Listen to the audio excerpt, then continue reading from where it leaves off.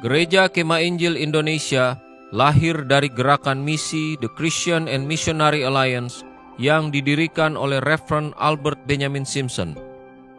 Dia mengutus misionari pertama ke Kongo, Afrika di tahun 1884 dan disusul ke berbagai negara termasuk Asia. Reverend Dr. Robert Alexander Jaffray, salah satu utusan misi yang diutus ke Cina dan yang kemudian Tuhan menuntunnya memulai pelayanan di Indonesia.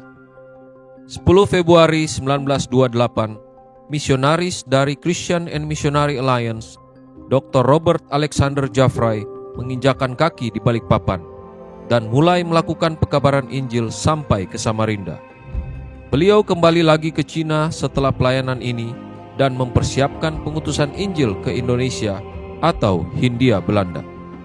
1929, Dr. Robert Alexander Jaffray dan Dr. Leland Wang membentuk lembaga misi bernama Chinese Foreign Mission Union atau Persekutuan Utusan Injil Tionghoa untuk membantu Dr. Jaffray mewujudkan misi pekabaran Injil di Indonesia.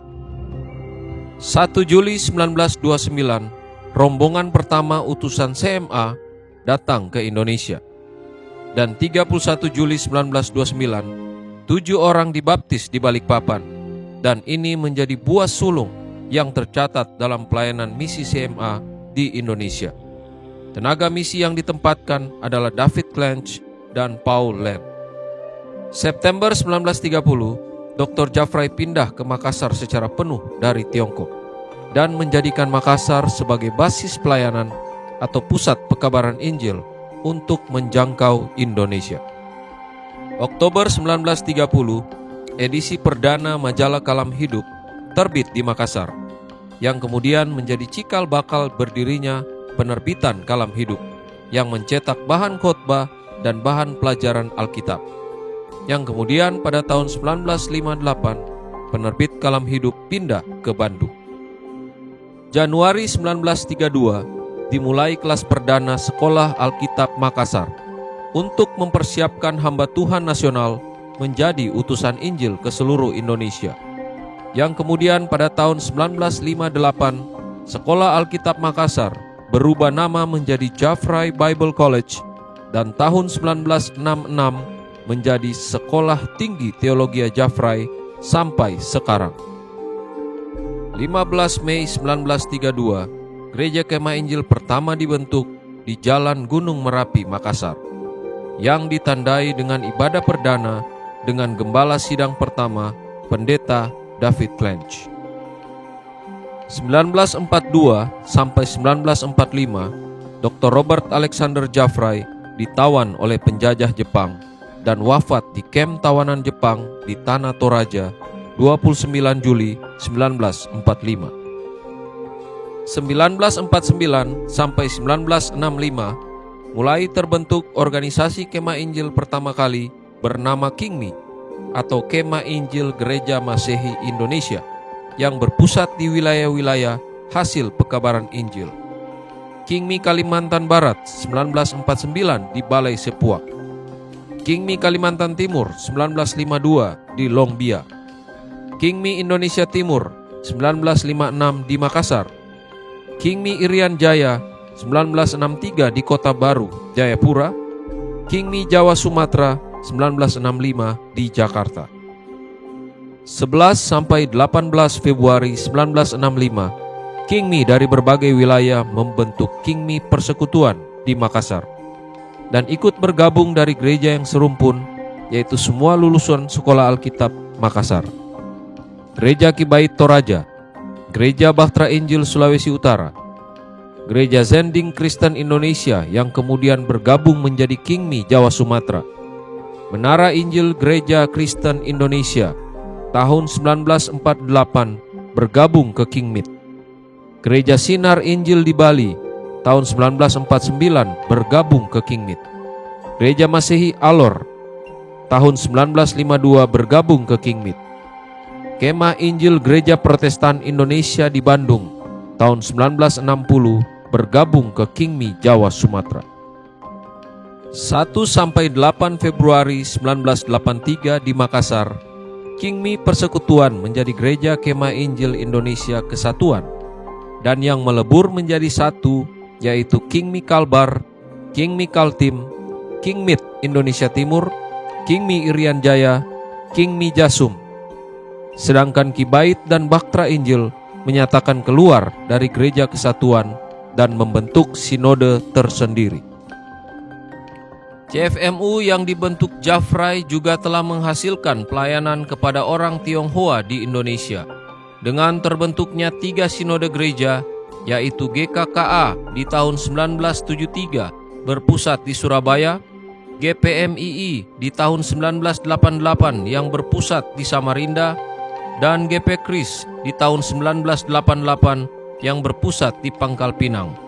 Hubungan antara GKII dengan Sinode Kibait dan Baktra Injil dan Sinode Gereja ex-CFMU sampai hari ini berjalan dengan baik.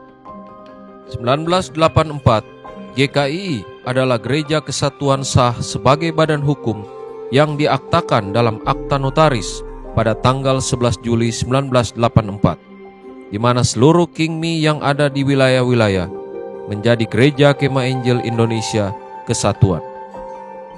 Karakteristik GKII adalah sentralitas akan Yesus Kristus dan ketaatan kepada misi sedunia.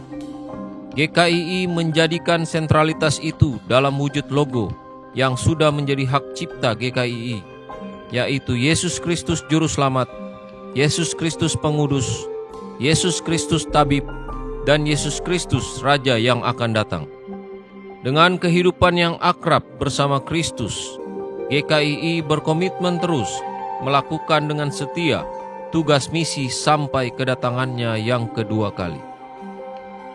22 Agustus 1987, GKII memperoleh status terdaftar dengan nomor 87 tahun 1987 di Kementerian Agama Republik Indonesia yang izinnya berlaku selama ada GKII di Indonesia. Tambahan Berita Negara tanggal 31 Desember 1993 nomor 105 sehingga GKII sah sebagai badan hukum.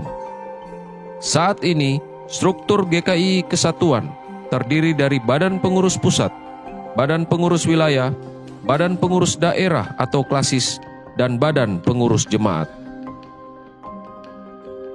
1991 sampai 2021 wilayah-wilayah bertambah menjadi 13 wilayah pelayanan dengan wilayah yang ditambah: wilayah Sulawesi Utara 1991, wilayah Kaltengsel 2001, wilayah Bali Nusra 2021, wilayah Papua menjadi Papua Sinode Wilayah 1, 2, dan 3 2006, wilayah Kalimantan Utara 2011, wilayah 2 Kalimantan Barat 2016, wilayah 4 Papua 2021, wilayah Jawa 2021.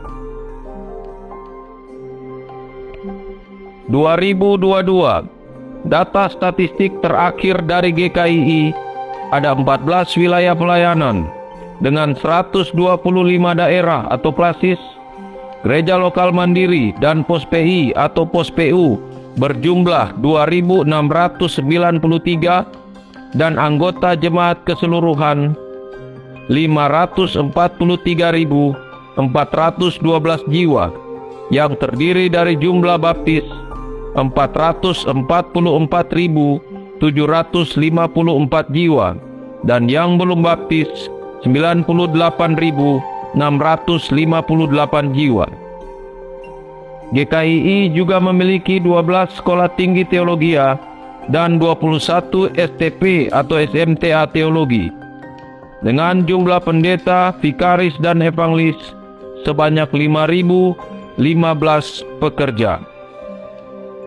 GKII saat ini telah menjadi gereja misioner dan tersebar di seluruh Indonesia mulai dari Papua sampai Sumatera. GKII telah pernah mengutus utusan Injil ke Suriname dan saat ini ada utusan misi ke Hong Kong, Taiwan, dan pelayanan kepada orang Burma. GKII terus akan menjadi gereja yang bermisi.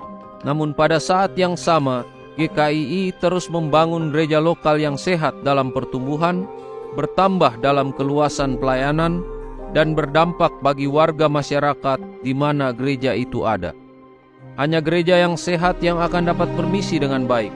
Hanya gereja yang menjadikan Kristus sentral dalam pelayanan akan mampu menjadi gereja misioner yang efektif. Jayalah Kristus, jayalah GKII.